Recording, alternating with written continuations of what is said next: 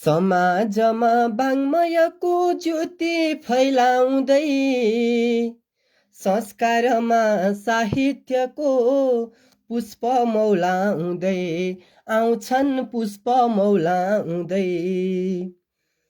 गजल मुक्त कविता र आख्यान मात्र होइन, गजल मुक्त कविता र आख्यान मात्र होइन, सबै विधा समेटेर पाइला रोक्ने छैन, अब पाइला रोक्ने छैन।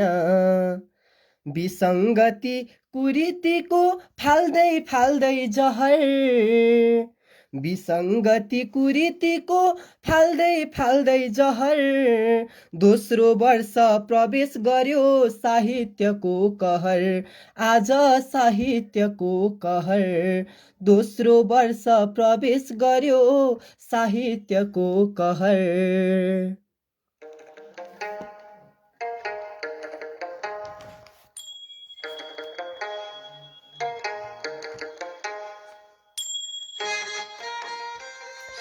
आज भन्दा ठिक 1 वर्ष अगाडि 2076 चैत्र 17 मा कोरोनाको कहरले समाजमा 2बाट 4 अनि 4बाट 8 गरी संक्रमण बढाउँदै गएको अवस्थामा, त्यस्तो समयमा तत्कालीन आवश्यकतालाई मध्यनजर गर्दै कोरोना सन्देश र साहित्यिक मनोरञ्जनका साथ सुरु गरिएको साहित्यको कहर आज दोस्रो वर्ष प्रवेश गर्दैछ।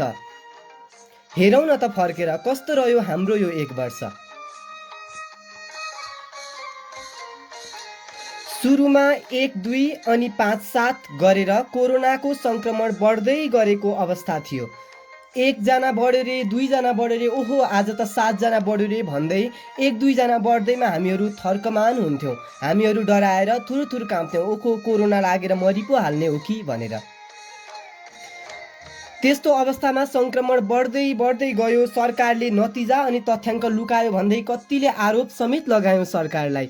र त्यस्तो अवस्थामा बिस्तारै बिस्तारै कोरोनाको संक्रमण बढ्दै बढ्दै गएर 1500 2000 पनि पुग्यो र बिस्तारै 1500 2000 कति बेला 4500 5000 पुग्यो। हामीले पत्तै पाएनौँ र पनि हामीले बिस्तारै बिस्तारै कोरोनालाई पचाउँदै आयौँ। कोरोना हाम्रै समाजमा आयो, हाम्रै घरको छेउमा आयो र पनि हामीले कोरोनासँग लड्नको लागि क्वारेन्टिन र कोरोना लागिहालेमा पनि आइसोलेसनमा बस्ने व्यवस्था मिलायौँ। यही कोरोनाको अवधिलाई मध्यनजर गर्दै सरकारले लकडाउन गर्यो। लकडाउनमा कतिले खान पाएनन्, कति विदेशमा भएका परदेशीहरू आफ्नो स्वदेश फर्किन पाएनन्। त्यही लकडाउनकै अवस्थामा कतिपय नेपालीहरू जो भारतमा बसोबास गर्नुहुन्थ्यो, भारतमा श्रम गर्नुहुन्थ्यो, उनीहरू सीमा कटेर नेपाल आउन नपाएर महाकाली नदी तरेर त्यहाँ पौडिएर नेपालभित्र प्रवेश गर्नुपर्ने बाध्यता समेत आइलाग्यो। त्यही समयमा भारत र नेपालबीच लिम्पियाधुरा लिपुलेखसँगको सीमा विवाद पनि चर्कियो, जसकै विषयलाई समेटेर हामीले विशेष सीमा विशेष श्रृङ्खला पनि गरेका थियौँ। कोरोनाले हामीलाई धेरै कुरा सिकाएर गएको छ। जान त कोरोना गइसकेको छैन, तर यो बिचको 1 वर्ष त गयो। यो बिचको गएको 1 वर्षमा हामीले धेरै कुरा सिकेका छौँ। हामीले पहिलो कुरा स्वाभिमानी बन्न सिकेका छौँ। भविष्यको लागि पूर्व तयारी गर्नुपर्दो रहेछ है भन्ने कुरा हामीले सिकेका छौँ। सीमा र राष्ट्रको लागि नेपालीहरू मर्न र मार्न पनि तयार छन्, यो कुरा हामीले सिकेका छौँ। बाँच्नको लागि मान्छेले जे पनि गर्न सक्दो रहेछ, खोला पौडिएर आफ्नो देशमा फर्किन पनि सक्दो रहेछ भन्ने कुरा पनि हामीले सिकेका छौँ। यी त गर्वका कुरा भए होइन। अब गरौँ केही दुःखका कुराहरू। यही लकडाउनकै अवस्थामा क्वारेन्टिनमै बलात्कारी बढे। लकडाउनकै अवस्थामा आइसोलेसनमा राखेका बिरामीहरूलाई डाक्टरले बलात्कार गरे। क्वारेन्टिनमा रहेका विदेशबाट फर्किएका नेपालीहरूलाई क्वारेन्टिनका स्वयंसेवकहरूले बलात्कार गरे। हत्यारा समेत बढे। कतै बुहारीलाई ससुराले हत्या गरे त कतै ससुराको बुहारीले हत्या गरे। धेरैले आफ्ना गुमाए, धेरैले पराई गुमाएको समाचार सुन्नु पर्यो। यो कोरोनाको 1 वर्ष हामीले सिक्न पनि पायौँ र धेरै दुःखदायी पनि बन्यो। लकडाउनको अवस्थामा मानिसहरूलाई शारीरिक कमजोरीपना पनि छायो र शारीरिक मोटोपनाले धेरै रोगहरू पनि ल्यायो। आउनुहोस् अब ढिला नगरिकन सुरु गरौँ रचनाको क्ररार, साहित्यको क्ररार सहितको हाम्रो आफ्नै साहित्यको कहर। हाम्रो पुरानो धुनमा जुन धुन धेरैजनाले मन पराउनु भएको थियो, सबैजनाको सर्वप्रिय थियो।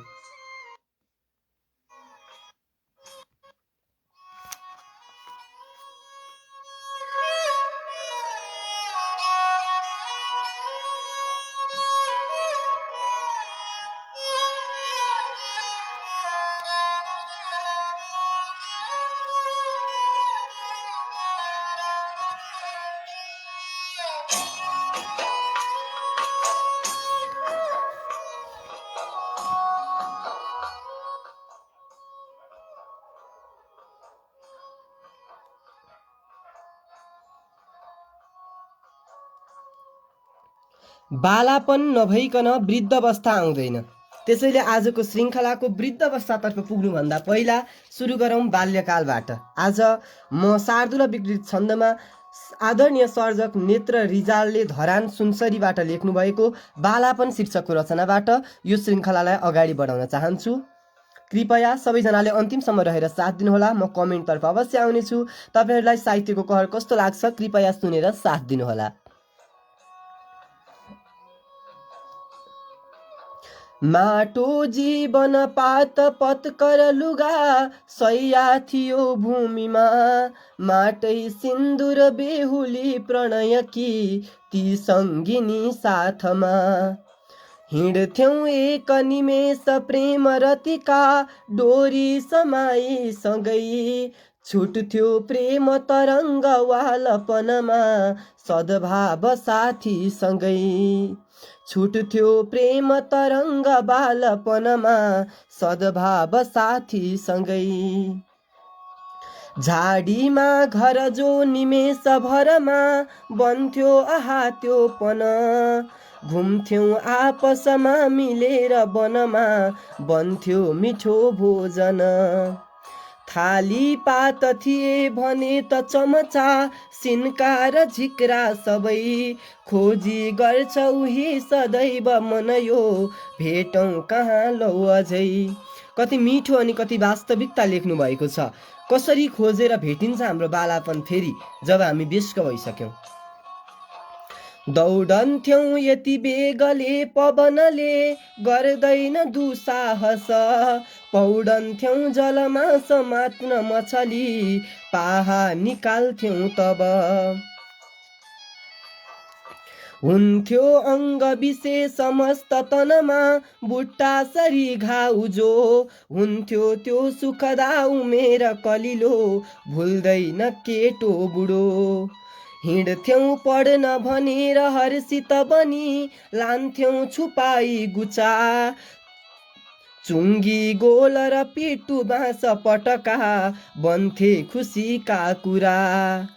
आए कल्पतरु स्वयं भुवनमा इच्छा म गर्थे त्यही, जो हेर्दा पनि देखिँदैन पन त्यो भेटिन्न खोजे कहीँ।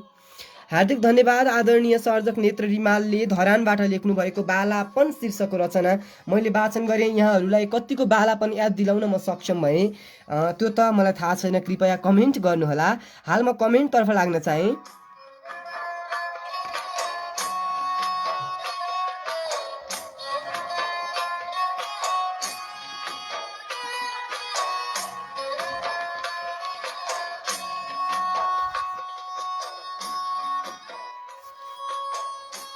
कमेन्टमा तिमिल्सिना महिमाले सुन्दै हुनुहुन्छ, स्वागत गर्दछु। अन्तिमसम्म रहेर साथ दिनुहुन अनुरोध गर्दछु। सङ्गीता तिमिल्सिना सुन्दै हुनुहुन्छ, अन्तिमसम्म रहेर साथ दिनुहुन अनुरोध गर्दछु। आदरणीय सर्जक दाङबाट हुनुहुन्छ, उहाँ प्रहरी सेवामा पनि लाग्नु भएको छ। तारस घिमिरेज्यू उहाँ पनि सुन्दै हुनुहुँदो रहेछ, हार्दिक स्वागत गर्दछु। अन्तिमसम्म रहेर साथ दिनुहुन अनुरोध गर्दछु। सृजनशील समाज नेपाल आश्रमलाई उहाँको साथ धेरै समयदेखि रहिआएको छ। साहित्यको कहर पनि सुन्दै गर्नुभएको छ। सविता सिलवाल सुन्दै हुनुहुन्छ, सृजनशील समाज नेपाल आश्रमकी कार्यकारी समिति सदस्य हुनुहुन्छ। अन्तिमसम्म सुनेर साथ दिनुहुन अनुरोध गर्दछु, सेयर गर्नुहुन अनुरोध गर्दछु। आदरणीय भिनाजु रमेश नेउपाने सुन्दै हुनुहुन्छ, अन्तिमसम्म सुनेर साथ दिनुहुन अनुरोध गर्दछु। रोशनी थपलिया सृजनशील समाज नेपाल आश्रमकी उपसचिव हुनुहुन्छ। अन्तिमसम्म सुनेर साथ दिनु अनुरोध, साथ सेयर गर्नुहुन समेत अनुरोध गर्दछु। त्यस्तै आदरणीय सर्जक आयुष खनाल सुन्दै हुनुहुन्छ, हार्दिक स्वागत गर्दछु। अन्तिमसम्म सुनेर साथ दिनुहुन अनुरोध गर्दछु। त्रुटिहरू कमेन्ट मार्फत औँल्याउनु हुन समेत अनुरोध गर्दछु। त्यस्तै सृजनशील समाज नेपाल आश्रमकै सदस्य सङ्गीता दाहाल सुन्दै हुनुहुन्छ, अन्तिमसम्म सुनेर साथ दिनुहुने अपेक्षासहित सेयर गर्नुहुन अनुरोध गर्दछु। त्यस्तै आदरणीय दिदी पूजा खडेल चितवनबाट सुन्दै हुनुहुन्छ, हार्दिक नमन व्यक्त गर्दछु, स्वागत गर्दछु र अन्तिमसम्म रहेर सुनिदिनुहुन अनुरोध गर्दछु, साथ दिनुहुन अनुरोध गर्दछु।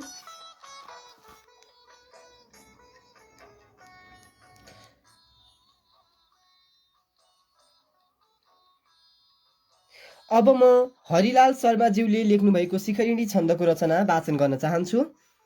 कस्तो लाग्छ सुनेर प्रतिक्रिया दिनुहोला।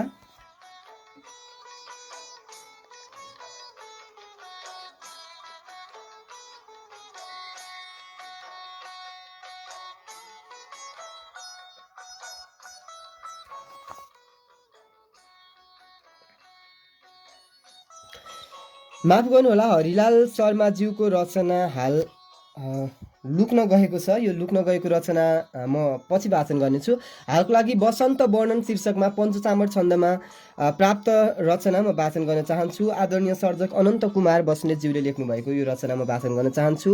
अघिल्लो श्रृङ्खलामा पनि मैले अनन्त कुमार बस्नेतज्यूको रचनाहरू वाचन गरेको थिएँ। स्वीकार्नुहोस्, बसन्त वर्णन पञ्चचामर।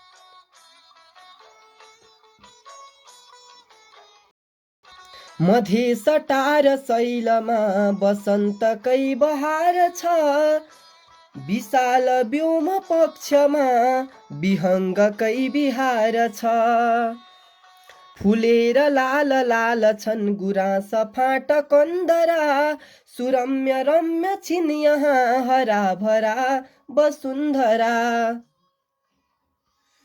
झरेर अंशुको छटा सुवर्ण झैँ छटा कुरा, चिटिक्क वृक्ष देखिए बढेर पूर्ण आकुरा। नदी बहन्छ छन्दमा सुनिन्छ नाद बाँसुरी, रमेर गाउँछन् चरा बसन्त गान चरचरी। चलेर चक्रपात नै अजीब लाग्छ यो क्षण, र शुष्क छन् पयोधरा हुँदैन बाष्पको कण। तुषार खस्न बन्द भो प्रवाह वायु तीव्र भो, यही विचित्र याम नै बसन्त खास चित्र हो। चलेर हुन्डरी कतै उराठ लाग्छ भैँसयो, जलेर अग्निले कतै उजाड हुन्छ चैतयो। बसन्त ग्रीष्म झैँ हुँदा रहन्न खास अन्तर, प्रचण्ड राप ताप होस् तथापि लाग्छ सुन्दर।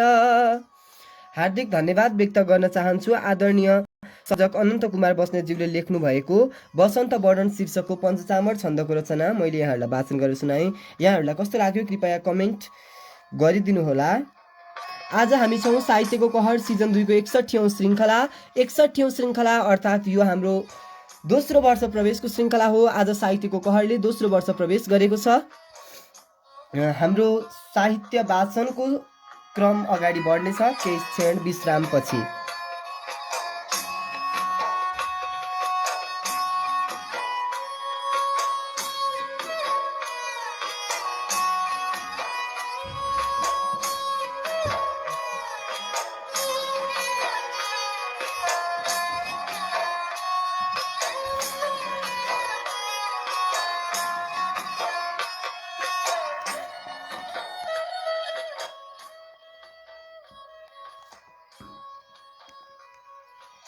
अबको क्रममा सहरभरि तुवालो भन्ने शीर्षकमा हालको परिस्थिति प्रदूषणको परिस्थितिलाई मध्यनजर गरेर मालिनी छन्दमा लेख्नु भएको। मालिनी छन्द मलाई एकदम मनपर्छ। मेरो स्वरले चाहिँ त्यति साथ दिँदैन यो छन्दको लागि। हुन त अघि पञ्चचामरमा पनि त्यति दिए जस्तो त लागेन, तैपनि मालिनीमा प्रेम दत्त कलौनीज्यूले कञ्चनपुरबाट लेख्नु भएको साहित्य सिर्जना साहित्य सङ्गमको स्रोतबाट लिगिएको यो रचना म वाचन गर्न चाहन्छु। सहरभरि तुवालो। सकल मनुज आफ्नो स्वार्थमा हिँड्न थाले, विधि नियम सबैले व्यर्थमा मिच्न थाले, दिन प्रतिदिन मैला वायुमा बढ्न थाल्यो, सहरभरि तुवालोले सबै ढाक्न थाल्यो, सहरभरि तुवालोले सबै ढाक्न थाल्यो। एकदमै हालको परिस्थितिलाई मध्यनजर गरेर लेख्नु भएको छ उहाँले। यो हाम्रो गल्ती हो कि आज बजारमा प्रदूषण फैलिरहेको छ। यो सहरमा मात्र नभएर राष्ट्र नै सङ्कटको घडीमा छ, राष्ट्रभरि फैलिएको छ यो प्रदूषण। म अघि बढ्न चाहन्छु। मालिनी छन्द। कहर खुब बढेको कोरोना डुल्छ गाउँ, पल पल अब उस्तै बल्झिएको छ घाउ, चहल पहल सारा बन्द भोलो कढाल्यो, सहरभरि तुवालोले सबै ढाक्न थाल्यो, सहरभरि तुवालोले सबै ढाक्न थाल्यो। गरम पनि बढेको देख्छु हावा र आँधी, तरुण वय ढलेका सुन्छु फाट्दैछ छाती, अधिक विषम हावा नित्य बग्दैछ कालो, सहरभरि तुवालो देख्छु बढ्दैछ जालो, सहरभरि तुवालो देख्छु बढ्दैछ जालो। वरिपरि वन राखौँ मिल्छ हावा पवित्र, वरिपरि वन राखौँ मिल्छ हावा पवित्र, जल जमिन सफाले हुन्छ हावा पवित्र, जति पनि सब थोत्रा मन्त्रले फाल्छ धुवाँ, अब सहर बनाऊ मुक्त ध्वाँसो र धुवाँ, अब सहर बनाऊ मुक्त ध्वाँसो र धुवाँ। हार्दिक नमन व्यक्त गर्दछु आदरणीय सर्जक प्रेम दत्त कलौनी। उहाँ कञ्चनपुरबाट हुनुहुन्छ। कञ्चनपुरका स्रष्टा प्रेम दत्त कलौनीज्यूले लेख्नु भएको मालिनी छन्दको सहरभरि तुवालो शीर्षकको रचना मैले यहाँहरूलाई वाचन गरेर सुनाएँ। यहाँहरूलाई कस्तो लाग्यो कृपया कमेन्ट गर्नुहोला। र एकदमै वास्तविकता लेख्नु भएको छ उहाँले। वरिपरि हामीले वन राख्यौँ भने हामीलाई स्वच्छ हावा मिल्छ र त्यही स्वच्छ हावाले गर्दा प्रदूषण पनि कम हुँदै हुँदै जान्छ। हामीले जल र जमिन सफा गऱ्यौँ भनेदेखि हाम्रो हावा पनि पवित्र हुन्छ, हामीले फेर्ने सास पनि सफा हुन्छ। यति भन्दै म अबको क्रममा होलीको लागि प्राप्त भएको रचनाहरू मध्येको सृजनशील समाज नेपाल आश्रमका सक्रिय सदस्य उहाँ रसुवाबाट हुनुहुन्छ, उहाँ रोशन अर्याल। साहित्यको कहरको लागि उहाँले धेरै रचनाहरू पठाउने गर्नुभएको छ। उहाँको तिनै रचनाहरू पठाउने बानीको कदर गर्दै होलीको याद फर्किनेछ शीर्षकको यो एउटा लेख छ। यो लेख म यहाँहरूलाई वाचन गरेर सुनाउँछु। एकदमै मलाई चाहिँ मन छोयो। हजुरहरूलाई कस्तो लाग्छ कमेन्ट गर्नुहोला। हालको लागि म कमेन्टतर्फ जान चाहेँ। सरस्वती भट्ट ठुलोमम्मीले बेल्जियमबाट सुन्दै हुनुहुन्छ, स्वागत गर्दछु। अन्तिमसम्म सुनेर साथ दिनुहुन अनुरोध गर्दछु। आदरणीय सर्जक गोविन्द लम्साल सुन्दै हुनुहुन्छ, अन्तिमसम्म सुनेर साथ दिनुहुन अनुरोध गर्दछु। रमेश घिमिरे भिनाजु हेटौँडाबाट सुन्दै हुनुहुन्छ, स्वागत गर्दछु। अन्तिमसम्म सुनेर साथ दिनुहुन अनुरोध गर्दछु। रञ्जना खड्का सृजनशील समाज नेपाल आश्रमकी उपाध्यक्ष हुनुहुन्छ, उहाँले सुन्दै हुनुहुन्छ, अन्तिमसम्म सुनेर साथ दिनुहुन अनुरोध गर्दै सेयर गर्नुहुन समेत अनुरोध गर्दछु। अबको क्रममा होली विशेष रचना। आज होली हो रे तर कतै उमङ्ग देख्दिन, आज होली हो रे तर कतै उमङ्ग देख्दिन, आफू स्वयंमा पनि पहिला जस्तो चञ्चलता छैन, झकझकाहट छैन, छ त केवल केही थान सम्झनाहरू, बाल्यकालका मधुर स्मृतिहरू सम्झिँदा नै मन पलुकित हुन्छ। रङहरूको पुलिन्दा सायद फर्केर नआउला अब जीवनमा, काँधले हलो बोक्न सिकेपछि खुट्टाले उफ्रिन बिर्सँदो रहेछ। बाल्यकालमा जीवनको एउटै रङ हुँदैन, पल पलले आफैसँग नौलो रङ बोकेको हुन्छ, हरेक क्षण रङ्गीन हुन्छ। त्यो प्रसन्नता त्यो खुसियाली चाहेर पनि फिर्ता पाइँदैन। बाल्यकाल नफर्केला अब जीवनमा, रङहरूको स्वाद फर्किनेछ, होलीको याद फर्किनेछ। मलाई होली मनपर्छ, होलीको रङ मनपर्छ। एकपटक आफ्नै जीवनसँग होली खेल्ने इच्छा छ, जसरी बाल्यकालमा खेलेको थिएँ। आफ्नी आमाको सिउँदोबाट अलिकता रङ झिकेर विधुवा ठुली आमाको निधार रङ्गाइदिन मन छ। बाको हत्केलाको रङले आफ्नो हात रङ्गाउने मन छ। मलाई आँसुको रङ मन पर्दैन, पर्दैन।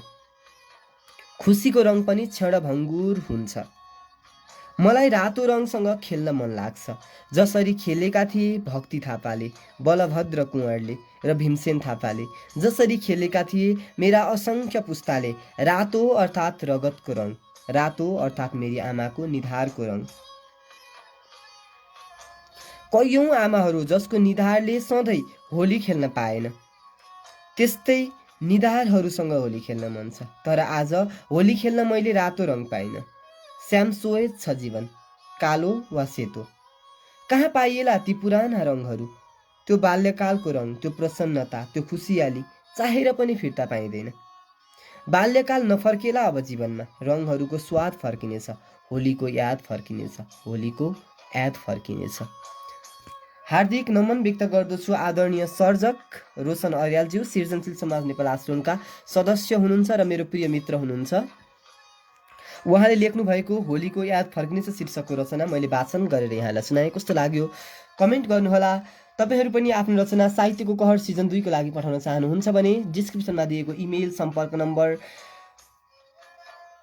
पेज, ग्रुप वा मलाई प्रोफाइलमा इनबक्स गरेर पनि आफ्ना सिर्जनाहरू पठाउन सक्नुहुनेछ। मैले मेरो प्रोफाइल लिङ्क र साथै युट्युब लिङ्क पनि डिस्क्रिप्सनमा दिएको छु। युट्युबबाट सुन्दै गर्नुभएका श्रोताहरूले मन परेमा लाइक, मन नपरेमा कमेन्ट र सेयर अनि सब्सक्राइब गर्नुहुन अनुरोध गर्दछु। यदि सब्सक्राइब नगर्नु भएको श्रोताहरू कोही फेसबुक मार्फत सुन्दै हुनुहुन्छ भने उहाँहरूलाई पनि युट्युब च्यानल सब्सक्राइब गर्नुहुन अनुरोध गर्दछु। सृजनशील समाज नेपाल आश्रमलाई यस्तै गरी माया गर्दै गर्नुहोला। सृजनशील समाज नेपाल आश्रमद्वारा सञ्चालित साहित्यको कहरलाई यस्तै माया गर्दै गर्नुहोला। यहाँहरूको साथ, सहयोग, हौसला अनि प्रतिक्रियाको आधारमा नै हामी यहाँ छौँ र अघि बढ्नेछौँ। यति भन्दै आजको श्रृङ्खलाबाट बिदा माग्ने अनुमति चाहन्छु। शब्दसँगै सेवा गर्छ संस्कृतिको उत्थान अनि जय देश जय राष्ट्र नारा लाउँछ आश्रम पनि। पहिलो वर्ष जस्तै दोस्रो वर्ष सुखमय तरिकाले कटाउन सकियोस्, सिजन 2 सिजन 3 बन्न सकोस्। यति भन्दै आजको श्रृङ्खलाबाट म बिदा माग्ने अनुमति चाहन्छु। जय देश जय आश्लुन, शुभरात्रि, धन्यवाद।